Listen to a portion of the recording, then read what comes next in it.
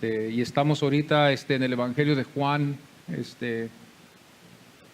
y también estamos estudiando ahorita en el capítulo 9. Este es casi el último. El siguiente domingo va a ser el último, la última enseñanza en este capítulo. Primeramente Dios, ¿verdad? Y después estaremos entrando en el capítulo 10. El capítulo 10 está muy precioso también. Estamos hablando del buen pastor.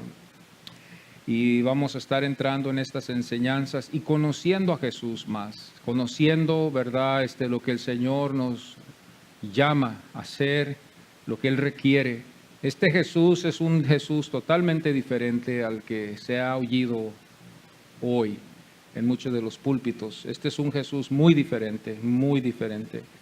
La semana pasada nos dimos una vuelta al Antiguo Testamento para estudiar más a fondo la pregunta de los 12 en Juan 9:2. ¿Quién pecó? Fue la pregunta. ¿Se acuerdan ustedes de quién pecó? Si fue él o si habían sido sus padres los que habían pecado. Esta fue la pregunta que Jesús supo, pero no la contestó.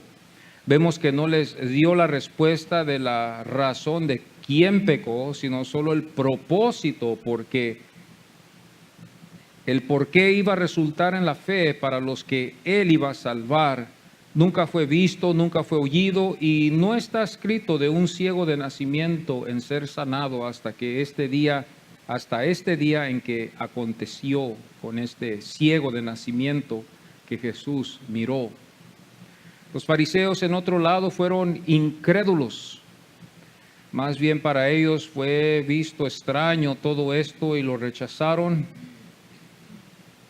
Hasta van a ser la oposición vista por Jesús, y serán también, hermanos, las oposiciones que nosotros veremos también. Y esta fue la oposición. Vamos a hablar hoy en este domingo de las oposiciones cuando nosotros vayamos a evangelizar. Nosotros nos damos cuenta que a veces nosotros invitamos a gente, invitamos a nuestras familias y hay oposición, ¿verdad? En eso podemos estar seguros de que hay oposición, hay diferentes opiniones. Y a veces se ve, ¿verdad?, que es un trabajo que nosotros no vamos a poder cumplir y queda siempre en las manos de Dios, ¿verdad? Nosotros no podemos convencer a nadie y solo Dios es el que los puede convencer del pecado. Por eso yo creo que nosotros todos necesitamos saber y necesitamos orar también por esas almas. Saber que va a haber oposición, no va a ser fácil. Tenemos que salir a predicar la palabra del Señor, pero va a haber oposición. Muchos no tienen el tiempo, muchos no están interesados, muchos nomás hacen puras preguntas y es todo lo que hacen. Y nunca llegan a creer en el Señor. Esto es lo que el Señor va a ver aquí. El Señor no lo vio, pero nosotros lo vamos a ver porque Juan aquí lo escribió. Y vamos a ponernos en pie y vamos a abrir nuestras Biblias al capítulo 10, versículo 32. Les invito a que lo hagamos en el nombre del Señor. Capítulo 10, versículo 32, y luego vamos a regresar para atrás al capítulo 9 y iniciar del 13 hasta el 34. Del 13 hasta el 34 del capítulo 9, pero nomás un versículo quiero yo leer del capítulo 10, 32. Y así lee la palabra del Señor en el capítulo 10, versículo 32. Jesús le respondió: muchas buenas obras os he mostrado de mi Padre, ¿por cuál de ellas me apedráis? Ahora vamos al capítulo 9, 13, 34. Llevaron ante los fariseos al que había sido ciego, y era día de reposo cuando Jesús había hecho el lodo y había abierto los ojos. Y volvieron pues a preguntarle también los fariseos cómo había recibido la vista. Él les dijo: me puso lodo sobre los ojos y me lavé y veo. Entonces algunos de los fariseos decían: ese hombre no procede de Dios porque no guarda el día de reposo. Otros decían: ¿cómo puede un hombre pecador hacer estas señales? Y había disensión entre ellos, disensión. Entonces volvieron a decirle al ciego: ¿qué dices tú del que te abrió los ojos? Y él dijo que es profeta. Pero los judíos no creían que él había sido ciego y que había recibido la vista, hasta que llamaron a los padres del que había recibido la vista. Y les preguntaron diciendo, ¿es este vuestro hijo el que vosotros decís que nació ciego? ¿Cómo pues ve ahora? Sus padres respondieron y les dijeron, sabemos que este es nuestro hijo y que nació ciego. Pero como vea ahora, no lo sabemos o quién le haya abierto los ojos. Nosotros tampoco lo sabemos. ¿Edad tiene? Preguntarle a él. Él hablará por sí mismo. Esto dijeron sus padres porque tenían miedo de los judíos, por cuanto los judíos ya habían acordado que si alguno confesase que Jesús era el Mesías, fuera expulsado de la sinagoga. Por eso dijeron sus padres, ¿edad tiene? Preguntadle a él. Entonces volvieron a llamar al hombre que había sido ciego y le dijeron, da gloria a Dios, nosotros sabemos que ese hombre es pecador. Entonces él respondió y dijo, si es pecador, no lo sé. Una cosa sé, que habiendo yo sido ciego, ahora veo. Le volvieron a decir, ¿qué te hizo? ¿Cómo te abrió los ojos? Él le respondió, yo os lo he dicho y no habéis querido oír, porque lo queréis oír otra vez. ¿Queréis también vosotros haceros sus discípulos? Y le injuriaron y dijeron, tú eres su discípulo, pero nosotros discípulos de Moisés somos. Nosotros sabemos que Dios ha hablado a Moisés, pero respecto a ese, no sabemos de dónde sea. Y respondió el hombre y les dijo, pues esto es lo maravilloso, que vosotros no sepáis de dónde sea, y a mí me abrió los ojos. Y sabemos que Dios no oye a los pecadores, pero si alguno es temeroso de Dios y hace su voluntad, a ese oye. Y desde el principio no se ha oído decir que alguno abriese los ojos a uno que nació ciego. Si éste no viniere de Dios, nada podría hacer.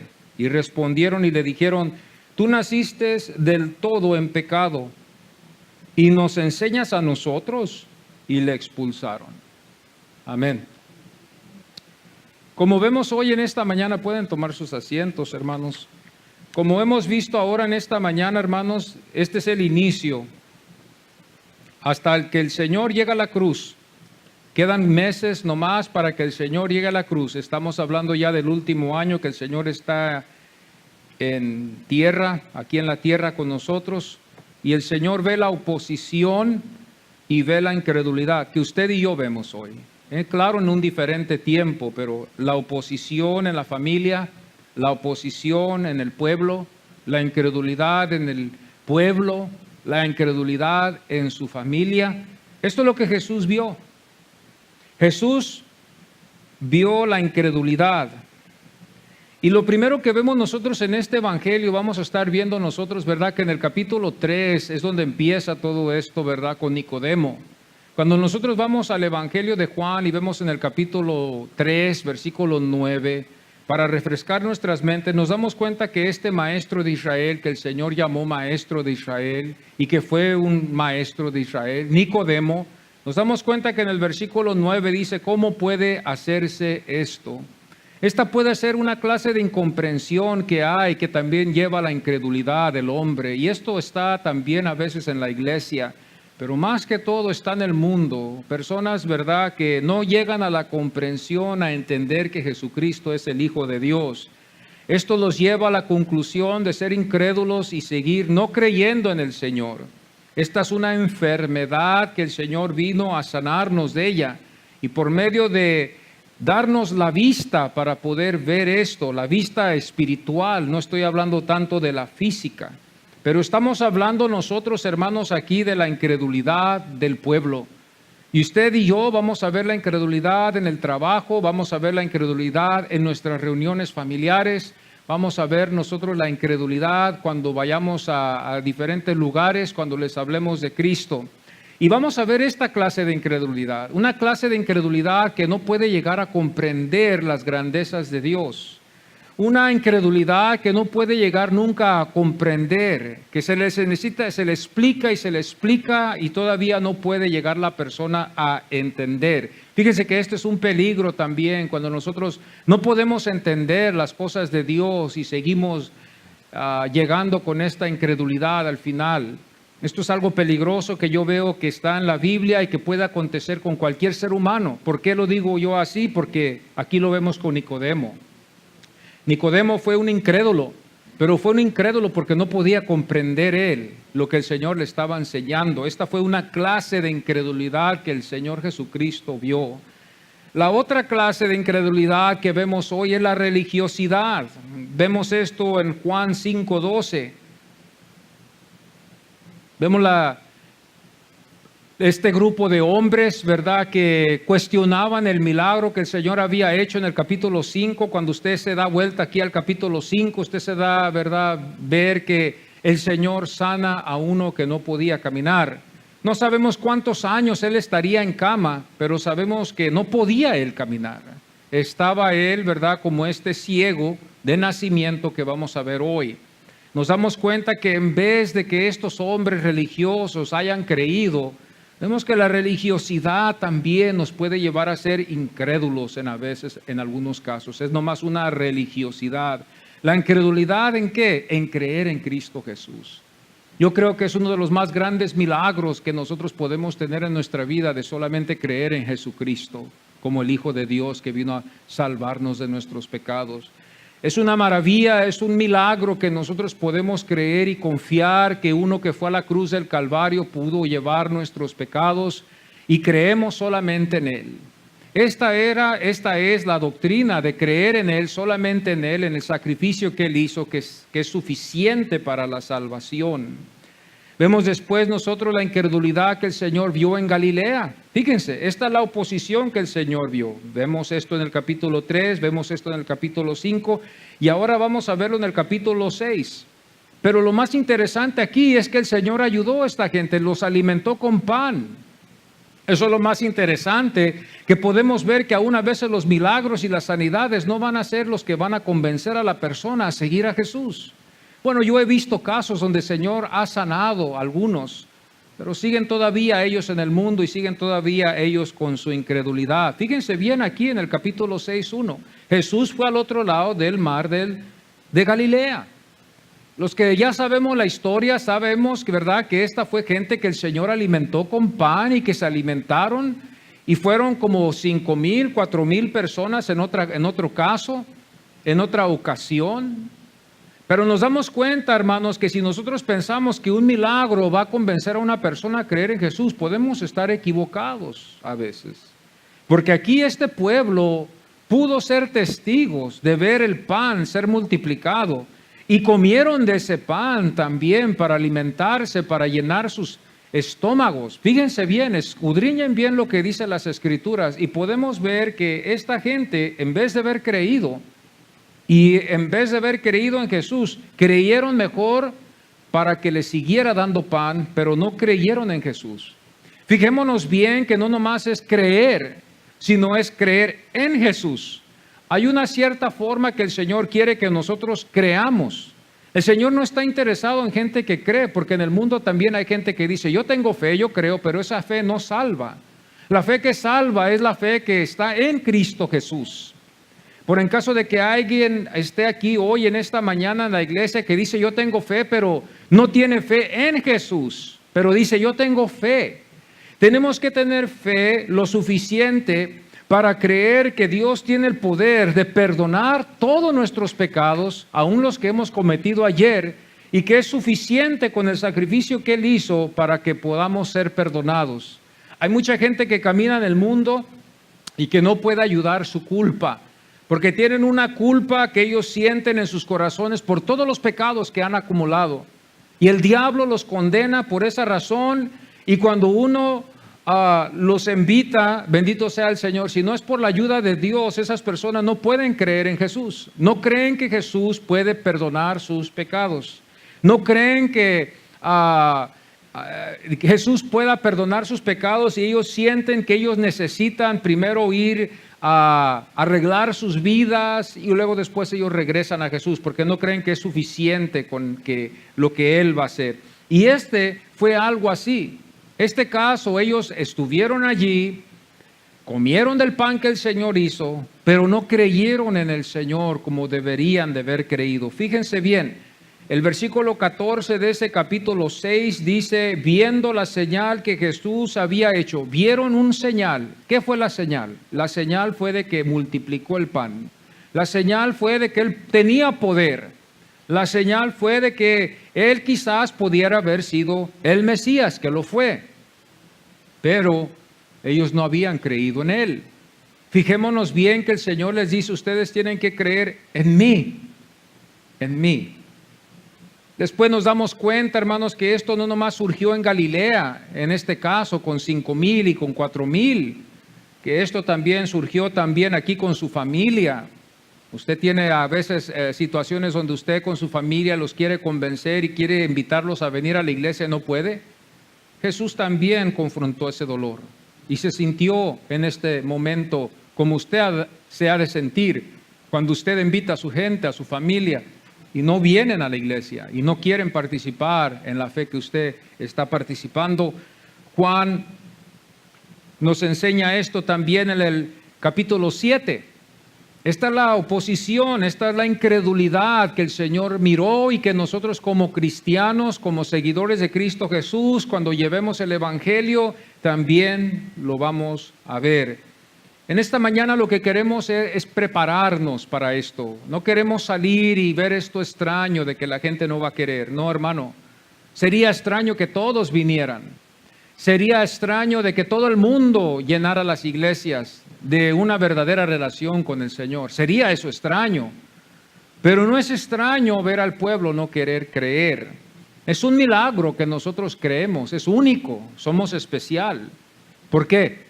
Porque Dios nos ayudó a poder creer en Jesús. Y esto no es de todos. Esto no es por sangre. Esto no es de familias. Esto no es de una voluntad que nosotros queramos hacer. Esto tiene que ser de Dios. Y nosotros cuando vemos Juan 7:5, vemos aquí que ellos aún siendo sus hermanos, ¿qué hubiera sido lo mejor? Que sus hermanos apoyaran a Jesús. Hubiera sido lo mejor que sus hermanos hubieran dicho, Él es el Mesías, vamos a promover a nuestro hermano para que también nuestro hermano nos dé un lugar en su reino. Pero nos damos cuenta que la Biblia nos enseña en Juan 7:5, porque ni aún sus hermanos creían en Él.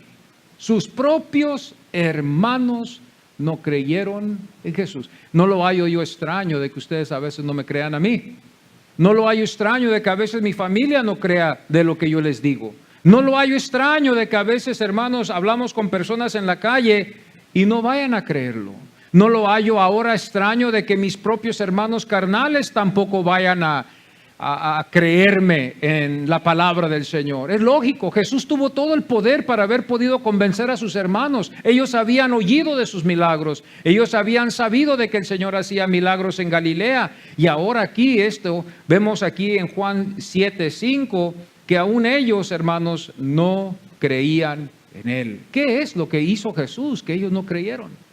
¿Qué es lo que hizo Jesús para que ellos no creyeran en Él, aún Él siendo el Cristo?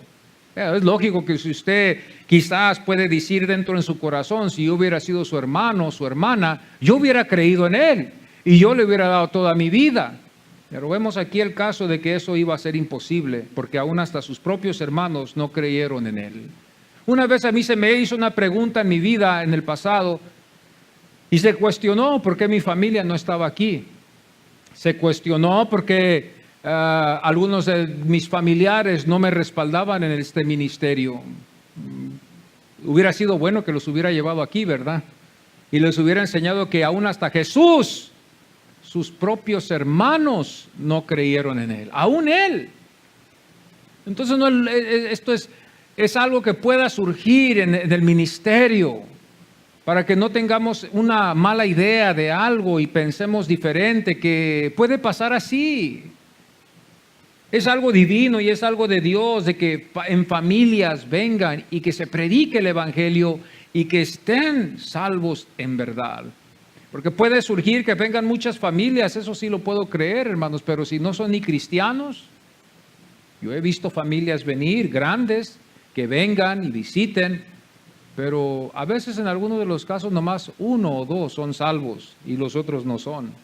Algunos están luchando, algunos no creen en Jesús, Algunos están aquí nomás porque los traen.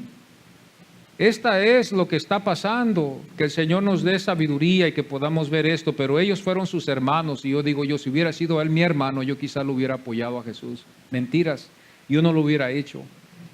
Quizás yo no lo hubiera apoyado, yo tampoco, si no hubiera sido Dios el que me hubiera llamado a hacerlo. ¿Qué vieron ellos que nosotros hemos visto hoy? Pues lo contrario que nosotros, lo que vemos nosotros hoy. Para ellos era nomás un ser humano, para ellos era nomás un hombre, para ellos nomás era el hermano Jesús. Para ellos era nomás uno que estaba allí con 12. Para ellos era nomás un hombre regular. Un hombre que hacía estas cosas, pero que no necesariamente significaba que él era el Cristo y el Mesías como nosotros hemos creído. Vemos aquí nosotros después que no tan solo sus hermanos, no solamente los de Galilea, no solamente los religiosos, sino no solamente Nicodemo, que fue uno de ellos también, sino que también los fariseos. Estos fariseos no dejaron al Señor. Cada vez que el Señor llegaba a Jerusalén, estaban ellos ahí. Cuando el Señor estuvo en Galilea, enviaban grupos de fariseos para que fueran a investigarlo. Esto es lo que pasa hoy también. Vamos a las ciudades, vamos a los lugares donde evangelizamos y la gente tiene su manera de pensar. Llegamos a la conclusión de lo que nos enseña la Biblia, que es Dios el que redarguye el corazón, Dios es el que toca el corazón, Dios es el que escoge, Dios es el que predestina. Dios es el que hace toda la obra. Dios es el que da el nuevo corazón. No somos nosotros. No estamos aquí para, hermanos, como hoy en día se ha dicho, ¿verdad? Es fácil llenar una iglesia, nomás hablemos un tema solamente. Yo creo que si lo practicáramos aquí en este lugar y tuviéramos un tema muy sencillo, muy simple, que todos llegáramos en acuerdo y decir, vamos a hablar un tema que no ofenda a nadie. Y vamos a todos llegar a un acuerdo a decir cuál tema va a ser y escogemos de entre 10, escogemos nomás un tema que se va a predicar por 2 años nomás, que no ofenda a nadie, que no haga a nadie sentirse mal, que no haga a nadie sentirse como pecador, que no haga a nadie sentirse que necesita de Cristo, que no haya ningún sentir de alguna responsabilidad que tengo que llevar, que nunca sienta yo la responsabilidad de tener que obedecer, que nunca tenga yo la necesidad de tener que llevar la cruz de Cristo, que no tenga yo nunca la responsabilidad de tener que evangelizar. Yo creo que esta iglesia se llenara, porque lo único que íbamos a hablar es algo que iba a ser cómodo, algo liviano, algo que no iba a ofender a nadie, la gente iba a estar contenta siempre. Y quizás en ese tiempo, ¿verdad? Lo único que iban a ver, iban a hacer otras cosas, pero no iba a haber ningún crecimiento y no iban a conocer al verdadero Jesús. Vemos nosotros aquí la incredulidad de los fariseos, Juan 8:11. Entonces, esto es el contexto de lo que Jesús vio, la oposición, la incredulidad de gente incrédula, gente que se oponía al mensaje del Señor. Gente que no estaban de acuerdo con lo que decía el Señor. El Señor, hermanos, vio mucha oposición y vio mucha incredulidad. Y no fue tanto por la fe que hizo los milagros, sino fue tanto, hermanos, porque fue su bendita voluntad de hacerlos. Porque si hubiera sido por la fe, quizás no hubiera hecho tantos. Pero nos damos cuenta nosotros que el Señor hizo esto. Y dice Juan 8:11... ¿dónde está aquel? Fijémonos bien también en la forma que se dirigen en dirigirse al Señor. No le llaman por su nombre. Le dicen, ¿dónde está aquel? ¿Dónde está aquel? ¿Dónde está aquel quién? Yo diría, Jesús. Ellos sabían quién era, pero tampoco lo llamaban por nombre. Pero ellos lo buscaban en el capítulo 8, versículo 11, y esta es la oposición que estuvimos viendo nosotros meses atrás, en el capítulo 8, en el capítulo 7, el capítulo 6, el capítulo 5 y el capítulo 3. Estas son las oposiciones que el Señor vio al final de su ministerio, de la gente, del pueblo, de los religiosos, de los maestros. Esta es la oposición que vio en el hogar. ¿Cómo se sentiría usted si todos se oponían a usted? Vamos a pensar eso hoy. ¿Cómo se sintiera usted si su familia se oponiera a lo que usted dice? ¿Cómo se sintiera usted si su familia no lo respaldara? ¿Cómo se sintiera usted sabiendo quién es usted y salir al pueblo y hablarles de las buenas nuevas y tampoco quieren ellos oír y que era pura oposición? Eso nos llevaría a ser un hombre de dolor, un hombre de sufrimiento, un hombre triste, un hombre, hermano, que no fue por pecado ni lo hizo en pecado, pero dice la Biblia, lo describe en Isaías 53, que fue un hombre de dolor, que sufría, que sentía lo que nosotros a veces sentimos. Que hay días a veces que viene a la mente cuando vemos nosotros las oposiciones y nos hacemos la pregunta, ¿por qué fue? ¿Por qué me fue así en la vida? ¿Por qué me está yendo así en la vida? ¿Por qué me rechaza así mi familia? ¿Por qué se aleja así mi familia? Quizás la gente se alejaba de Jesús porque Jesús lo consideraban que hablaba mucho. Quizás lo que él habló no lo podían ellos comprender, pero él era el Hijo de Dios. Conforme a las obras que él había hecho, él fue enviado por Dios. Las Escrituras dieron testimonio de él. Las obras también de sanidades también dieron testimonio de él. Juan el Bautista dio testimonio de él. Los que tuvieron encuentros con él dieron testimonio de que él era el Hijo de Dios y creyeron en él. Y a través de las edades hemos visto, no todos, porque lamentablemente esto no es para todos, pero muchos han creído en el Señor. Y no han sido un grande número, pero ha sido una minoría siempre que ha creído en el Señor. No ha sido mayorías, no es un mayoreo. Aquí estamos hablando de una minoría, hermanos, que en verdad han creído. Cada vez que yo voy al texto y me examino yo y veo las Escrituras, y cuando lo vemos cuidadosamente y el Espíritu Santo me capacita a verlo, nos redarguye, nos va a redargullir. Jesús afrentó la incredulidad en el caso con el que fue ciego también de nacimiento. Él va a ver la incredulidad. Vamos al capítulo 9, versículo 13. Estamos hablando de la incredulidad. Dice, llevaron ante los fariseos al que había sido ciego. Lo llevaron porque ellos querían que estos fariseos vieran lo que el Señor había hecho y que ellos hicieran un juicio correcto. ¿Qué fue esto lo que estaba aconteciendo? El versículo 16, usted cuando ve en la Biblia dice, entonces algunos de los fariseos decían, ese hombre no procede de Dios. Y esto no tan solo lo dijeron allá, no tan solamente lo hablaron allá. Esto no nomás aconteció allá en el pasado, eso sigue aconteciendo hoy con la gente en el mundo, que todavía no creen en Jesús como el único Salvador. El hombre es incrédulo que piensa que Jesús necesita que otros le ayuden y buscan otros poderes, otras deidades, otras religiones más al lado de Jesús. Pero el Señor nos receta en su palabra, hermanos, por en caso de que haya alguien aquí que no cree que Jesucristo es suficiente, que le busca todavía con otras deidades y que le busca con otras religiones y que le busca con otras imágenes o dioses, o que aún no confía suficiente en el sacrificio que Jesús hizo y dice, yo tengo que hacer algo para salvarme. En algunos casos puede haber gente así, pero en algunos casos algunos podemos ser haraganes. Haraganes porque no queremos servir y en verdad no es de que creemos en Jesús, es que solamente somos haraganes, no servimos al Señor. Pero hay casos donde hay gente que sirve, pero sirven con temor porque lo hacen, porque piensan que con eso van a añadirse más la salvación. Cuando yo veo lo que el Señor predestinó en el principio, amados hermanos, de que Él me escogió y que Él lo escogió a usted y que Él nos predestinó y que estamos predestinados y que tenemos el boleto para este viaje hasta que estemos en la eternidad con el Señor. Este es el boleto que el Señor solamente le da a los elegidos. Este es el boleto que solamente Dios le da a los que están predestinados en Él. Y aquí, hermanos, algunos llegan a discutirlo, que esto está en todas de las denominaciones. Bueno, puede que sí, puede que no. Puede que sí, si es una doctrina sana, si es una doctrina pura, si es el Jesús el que está en las Escrituras, si es lo que vemos que la iglesia llegó en acuerdo, entonces podemos decir que sí.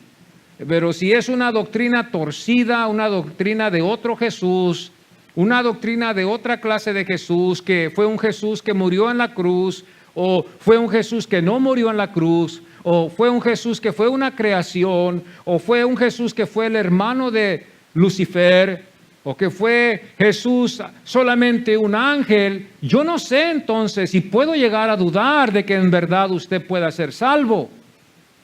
Pero si usted está hablando de un Jesús del que estamos hablando en la Biblia, que estuvo con Dios aún antes de la fundación del mundo y que es de la misma esencia, de la misma sustancia de Dios, y que no es una creación, sino que Él es Dios, el Verbo de Dios, y que Él tiene suficiente poder para redimirnos con su preciosa sangre, entonces podemos llegar a estar creyendo de que usted es salvo.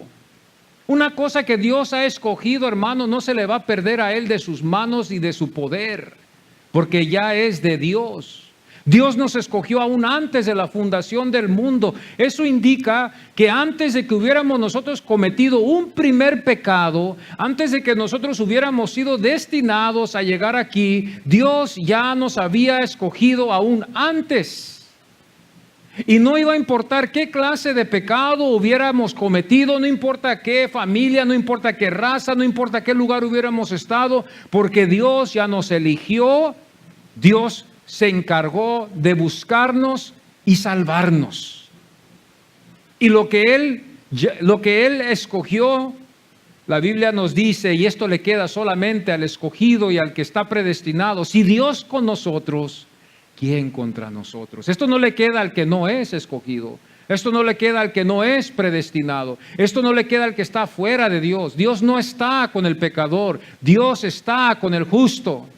Hay una gracia bendita que Dios suple para el pecador, que puede respirar, puede gozarse del sol, puede trabajar, puede prosperar, puede tener carro, puede tener casa. Claro que sí, pero todo es temporal.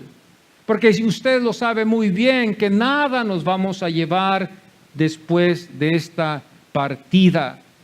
La Biblia dice también que nos enseña de que estos hombres fueron hermanos incrédulos, no quisieron creer.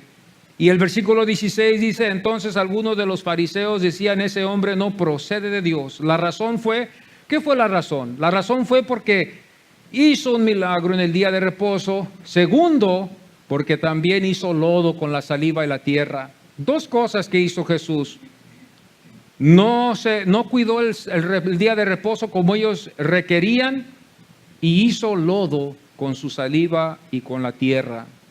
Bueno, esto es algo increíble cuando nosotros vemos esto, que Jesús no guardó el día de reposo. Esto nosotros cuando vemos era algo que ellos exigían al pueblo, que tenían que ellos seguir. Ellos eran hermanos, los quehaceres primero eran prohibidos el día del reposo. El día de reposo, el día sábado, para ellos los quehaceres eran prohibidos a lo extremo. No podías ni ver una escoba. Era un día de reposo, un día donde el pueblo la pasaba en el templo o la pasaba en la sinagoga. Era un día donde el pueblo ya tenía todo ya hecho. El pueblo judío era un pueblo muy diferente a los gentiles, a los paganos. Ahora nosotros heredamos eso en lo espiritual. Nosotros debemos de ser diferentes a lo del mundo. El mundo el día domingo trabajan. El mundo ahora, hoy en día, solamente el verdadero cristiano reserva el día domingo para el Señor. El mundo no lo reserva, hermanos. Estaba yo viendo un estudio, ¿verdad?, la vez pasada, que antes, este era un porcentaje que había antes, años atrás, cuando estaba mucho del mundo americano aquí en los Estados Unidos en contra del mismo sexo, en contra del matrimonio del mismo sexo. Casi la mayoría estaba en contra y se podía todavía poner eso a un lado, ¿verdad?, y no se consideraba. Pero se dieron cuenta que ya más después, ya cuando ahora llegamos a lo que llegamos, que la mayoría de la gente que estaba en oposición a esa ley no eran cristianos. No eran cristianos, nomás lo hacían, nomás. Pero ya después ese porcentaje que vamos a decirlo así, si había un 100%, 50 estaban a favor de esa ley y un 40% estaba en contra, pues de ese 40% quizás ya 30% no era cristiano, que estaba en contra de esa ley. Entonces ahora nomás quedó un 10, un 5% que son verdaderos cristianos que están en contra de esa ley. Y ahora esto es lo que vemos ahora aquí en este caso. Cuando nosotros vemos personas que no reservan el día de descanso, el día domingo como cristianos, como lo hemos visto aquí, personas que todavía quieren considerar en el trabajo. No tienen suficiente fe en creer que Dios puede ayudarles, hermanos, y que tienen que trabajar el domingo. ¿Dónde está tu fe? De que Dios va a proveer para ti. ¿Dónde está nuestra fe? Donde Dios nos prueba y nos dice, bueno, espera en mí que yo voy a suplir para tu necesidad. Esto es lo que estamos viendo hoy. Y esto hoy es lo que está pasando. Y como lo dije el miércoles, lamentablemente la iglesia siempre se ha dado a vencer.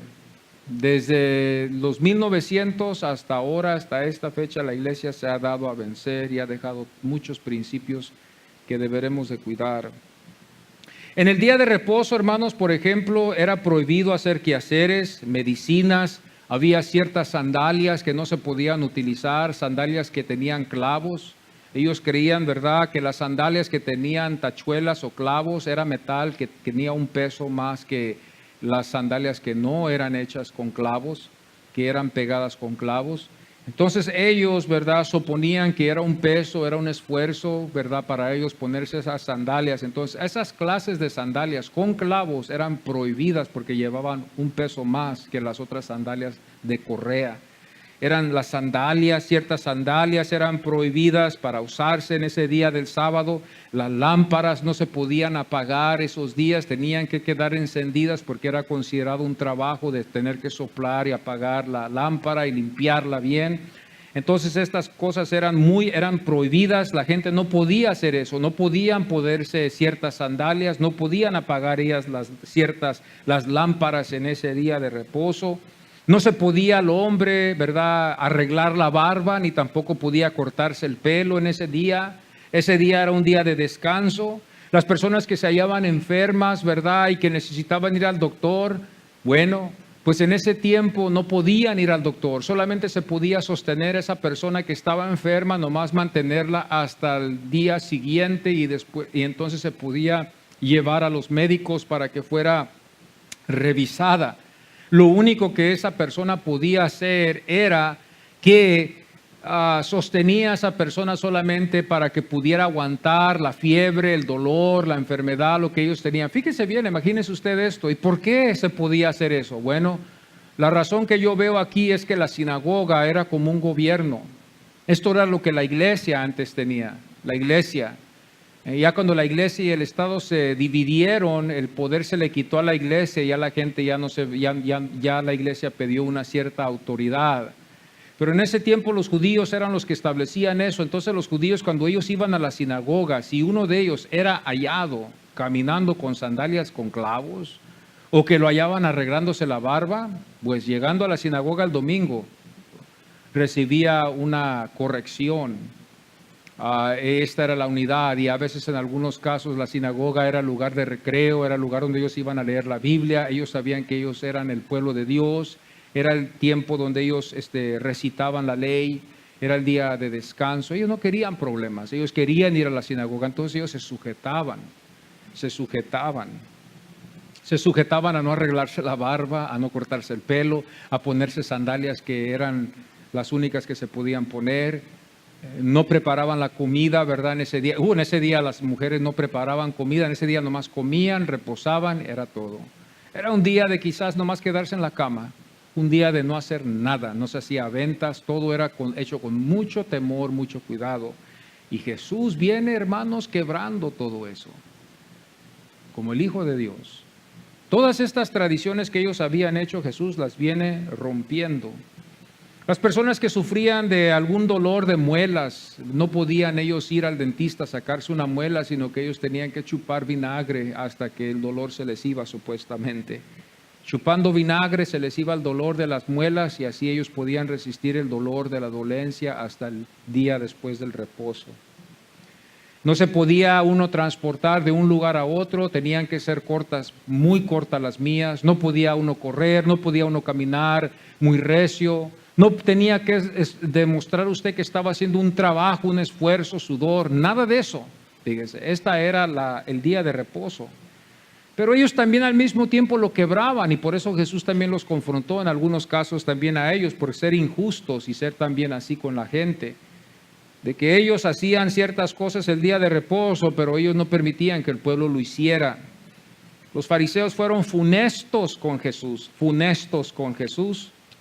Pero Jesús les enseña a ellos y nos enseña a nosotros hoy en Marcos 2:27. Dice, el día de reposo fue hecho por causa del hombre y no el hombre por causa del día.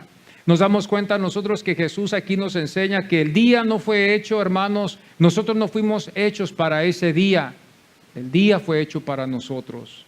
Y así vemos así la enseñanza también después en Mateo 15:9, donde dice, pues en vano me honran enseñando como doctrinas, mandamientos de hombres. El Señor estaba en contra de eso. Esto era lo que ellos practicaban. El ciego fue considerado también después de todo un pecador. El ciego nunca pudo estar en la sinagoga con ellos. Un ciego no podía estar en la sinagoga. Un inválido no podía estar en la sinagoga porque era considerado un pecador, pecado. El juicio de Dios estaba sobre él. Él no podía estar en la sinagoga. Usted se imaginaba un ciego ahí, ¿no? Un ciego no podía entrar en la sinagoga. Era prohibido. Quizás podía estar afuera. Quizás podía estar a unos cuantos pies fuera cerca de la sinagoga donde ellos leían la ley, pero de entrar, tener un convivio, estar entre los hombres, no podían, porque eran considerados pecadores. Había un juicio sobre sus vidas. Ese era lo que ellos hacían. El ciego tuvo padres, mas ellos temieron a los fariseos. ¿Por qué los padres temieron a los fariseos? Porque los fariseos eran como los policías de la religión judaica y ellos cuidaban que todos obedecieran. Entonces, si ellos se fijaban que estos padres estaban al lado del hijo, a ellos también los iban a expulsar. Los padres sabían que ese ciego no podía nunca estar en la sinagoga y nunca estuvo en la sinagoga, porque un ciego estaba prohibido, un manco, uno que no podía caminar, no podían estar en la sinagoga, aún siendo pueblo de Dios. Esos casos eran vistos como juicios, como castigos, que no podían ellos tomar parte. Esto fue lo que estaba pasando. La sinagoga era el centro, hermanos, de actividad para ellos. Ahí es donde se registraban los niños, ahí es donde los niños se les enseñaba la ley, ahí era donde ellos preparaban, ¿verdad? Donde hacían sus celebraciones para los niños que se consideraban ya niños de la ley, en sus bar mitzvahs. Ellos ahí celebraban ellos y ahí les recitaban la ley, la palabra de Dios. Ahí es donde vemos que la sinagoga fue un centro donde ellos se reunían. Pero hay ciertas cosas que ellos prohibían y esto es lo que vio Jesús en su tiempo. Y por eso cuando usted ve en el texto que los padres tuvieron tanto miedo que no quisieron defender a su hijo. Dijeron, mejor díganle a él. Al cabo, si a él le dicen, si a él lo culpan, ¿qué le van a poder hacer? Lo único que pueden hacer es expulsarlo de lo que ya lo expulsaron porque él ni va. Pero ellos iban, los padres iban a la sinagoga, pero el ciego ya estaba expulsado. ¿Qué malo podemos expulsar? Había diferentes clases de expulsiones también. Cuando ellos expulsaban a alguien de la sinagoga, había días, a veces expulsaban a una persona por un mes de castigo. A veces la persona la expulsaban por 90 días, dependiendo del pecado y el grado del pecado. Y la iglesia también expulsa.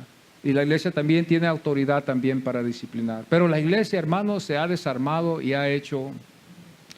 Es triste, es muy triste. Si yo les digo a ustedes la autoridad que la iglesia debería tener, ustedes me van a ver con ojos cuadrados, porque no van a poder creerlo. Pero la Biblia nos enseña que si hay alguien que está en pecado, que se ponga en disciplina. Aún hasta lleguemos al punto de hasta considerarlo como un publicano. Pero muchos han pensado y han torcido, y esto muchas de las veces, como lo dijo un pastor, porque el lado femenino se ha considerado más, y por esa razón muchas de las veces estos hombres, que yo digo cobardes, se han dejado llevar por otras clases de interpretaciones. Y sí, ¿qué clase de amor es ese, hermano, de expulsar a alguien? Hermano, ese es el amor de Dios, es la disciplina de Dios, de llamar atención a alguien. Y si se porta mal, si se va. Pero imagínese hoy, el más grande temor de todos es de que se va a ir a la otra iglesia donde yo estoy compitiendo con ellos, ya me están ganando, y yo luego que se me vaya otro, se me va a ir allá. Eso es pecado, porque tú estás haciendo lo que la Biblia dice que no hagas.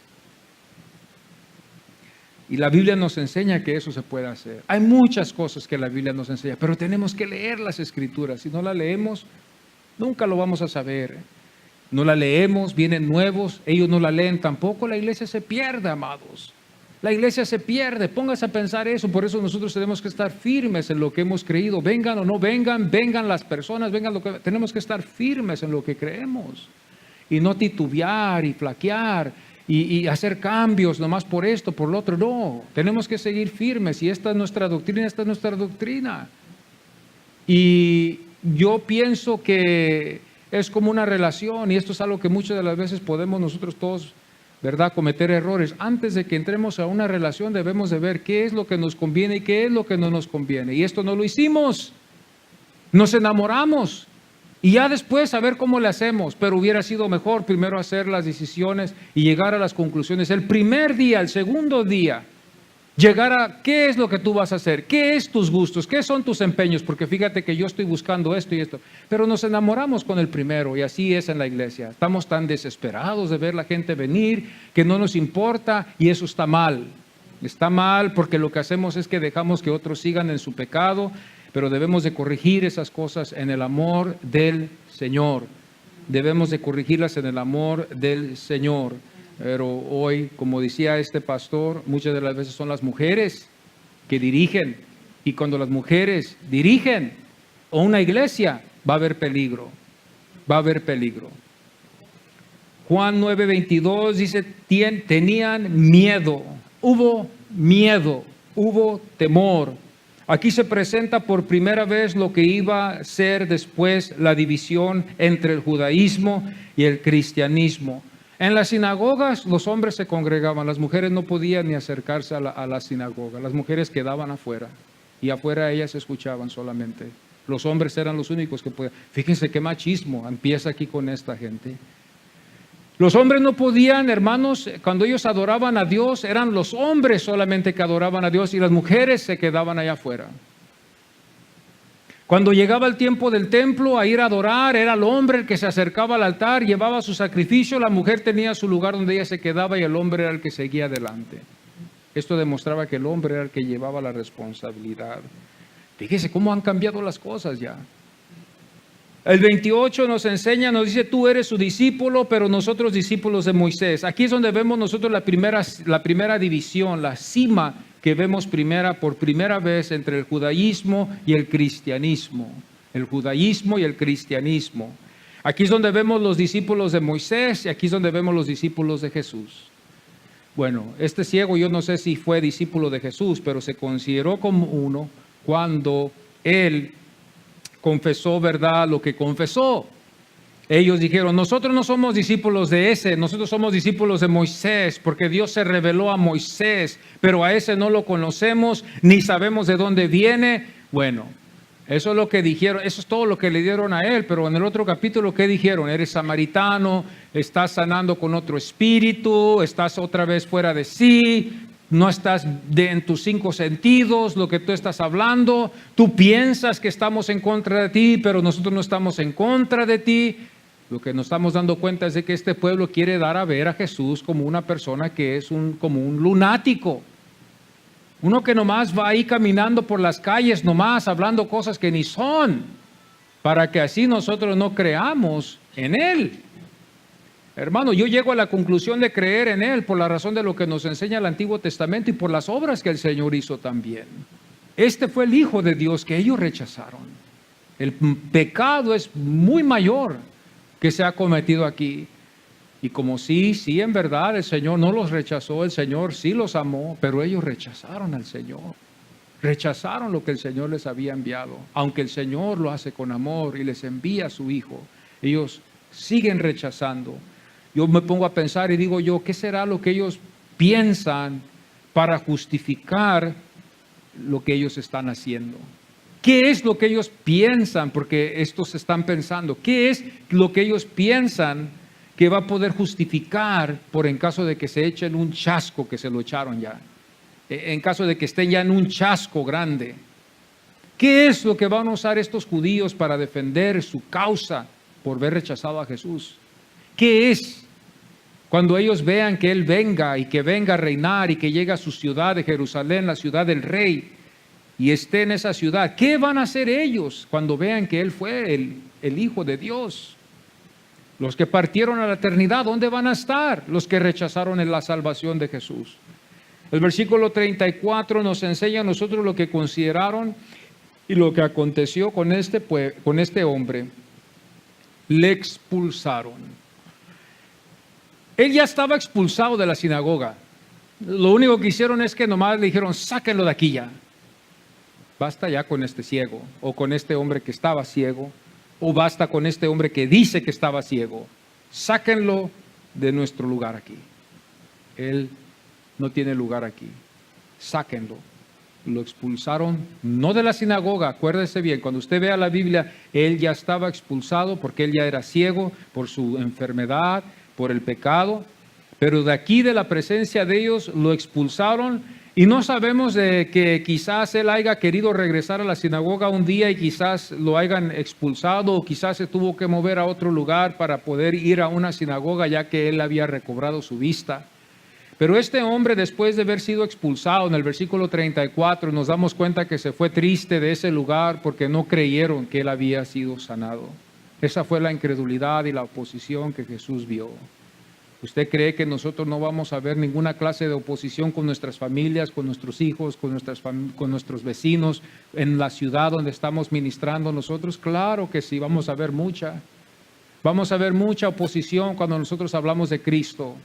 Tiene que haber un gancho, amados, para poder vencer esa oposición. Tiene que haber algo que atrae al pecador, no a la salvación, pero lo trae a escuchar. ¿Qué es lo que vamos a hacer para atraer a esta gente para que lleguen y solamente sean oidores?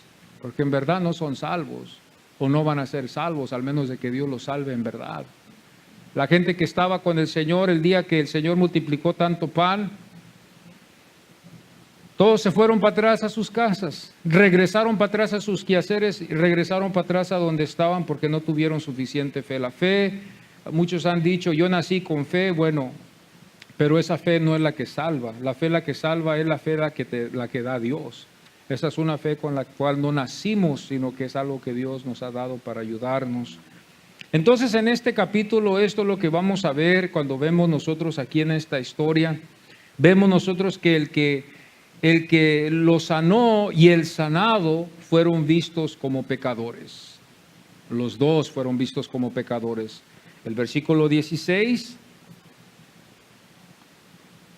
Entonces algunos de los fariseos decían, ese hombre no procede de Dios porque no guarda el día de reposo. Otros decían, ¿cómo puede un hombre pecador hacer estas señales? Indicando, pecador. El versículo 34 nos enseña que él también fue considerado pecador. ¿Quién? El ciego. Respondieron y le dijeron, tú naciste del todo en pecado. O sea, él es pecador. Y nos enseñas a nosotros. Y vemos nosotros también que en este contexto aquí, de estos que estaban aquí en este momento, empezó a escalar. Al principio ellos nomás preguntaban. Al principio estaba todo no muy fuerte. Ya después, del 13 al 28, vemos nosotros aquí, ¿verdad?, que ellos estaban interrogándolo. Pero ya después del versículo 28 hasta el 34, nosotros vemos que ellos ya empiezan a entrar en otro nivel. Empiezan ellos, en vez de interrogarlo. Ya estamos hablando de algo que la Biblia dice, lo injuriaron, o sea, lo ofendieron, lo ultrajaron a este hombre, lo expulsaron. Estamos hablando, hermanos, nosotros de que lo sacaron de ahí, a fuerzas quizás. Sáquenlo de aquí a este, no lo queremos saber. Estamos viendo nosotros que este es el caso con muchas gentes. Yo he visto gente así, que a veces a uno les habla de Cristo y todavía les habla de la cruz, les habla de Cristo, les habla de la sangre, les habla, y esta gente se profundiza a uno demasiado.